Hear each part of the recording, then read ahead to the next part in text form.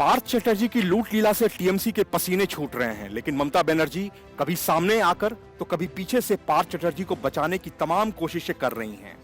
लेकिन ईडी के लगातार खुलासे से अब उनकी बोलती भी बंद है।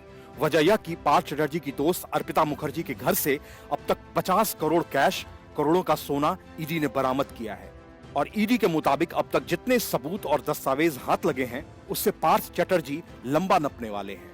लेकिन पार्थ चटर्जी की लूट गाथा के और भी बड़े किरदार हैं, जो अब तक ईडी की नजरों से दूर हैं। इन सब के बीच टीएमसी महासचिव कुणाल घोष ने सीधे पार्थ चटर्जी को सरकार से क्या पार्टी से भी निकाले जाने की मांग कर ममता बनर्जी को मुश्किल में डाल दिया है। लेकिन ममता ठीक अरविंद केजरीवाल की तरह अपने इस कमाऊ पूत को खोना नहीं चाहती। लेकिन टीएमसी में पार्थ को लेकर मतभेद गहरे होते जा रहे हैं।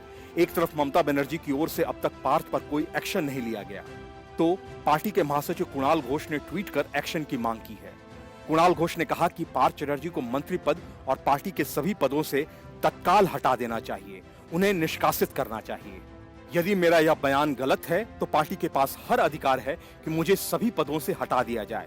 इससे पहले भी गिरफ्तारी के बाद कुणाल घोष ने कहा था कि इस मामले के चलते पार्टी की छवि खराब होगी। कुणाल घोष ने इसके पहले ट्वीट पर कहा था, यह मायने नहीं रखता कि कौन सा नेता है और किस पद पर है। यदि कानून की नजर में गलत पाया जाता है तो फिर पार्टी और सरकार की ओर से उसे बख्शा नहीं जाएगा। इस गिरफ्तारी ने विपक्ष को मुद्दा दिया है। यदि यह जांच लंबी चली तो ऐसा ही जारी रहेगा। हम मांग करते हैं कि जल्दी और समयबद्ध जांच हो जाए। पार्थ चटर्जी की गिरफ्तारी के बाद से ही टीएमसी बैकफुट पर नजर आ रही है। ममता बनर्जी या फिर किसी भी नेता ने पार्थ का बचाव नहीं किया है, लेकिन पार्टी के पदों या फिर मंत्री पद से हटाया भी नहीं गया है।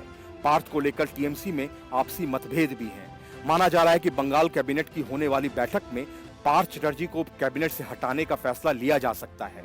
ममता बनर्जी ने भी कहा था कि मैं किसी एजेंसी के खिलाफ नहीं हूं, लेकिन उनका इस्तेमाल किसी राजनीतिक दल को बदनाम करने के लिए नहीं होना चाहिए। पार्थ चटर्जी का नाम लिए बिना ही उन्होंने कहा था कि जो काम करता है उससे ही गलती होती है। यदि किसी ने गलती की है तो उसे सजा मिलनी चाहिए, लेकिन किसी के खिलाफ मीडिया ट्रायल नहीं होना चाहिए। Bureau report, news of India.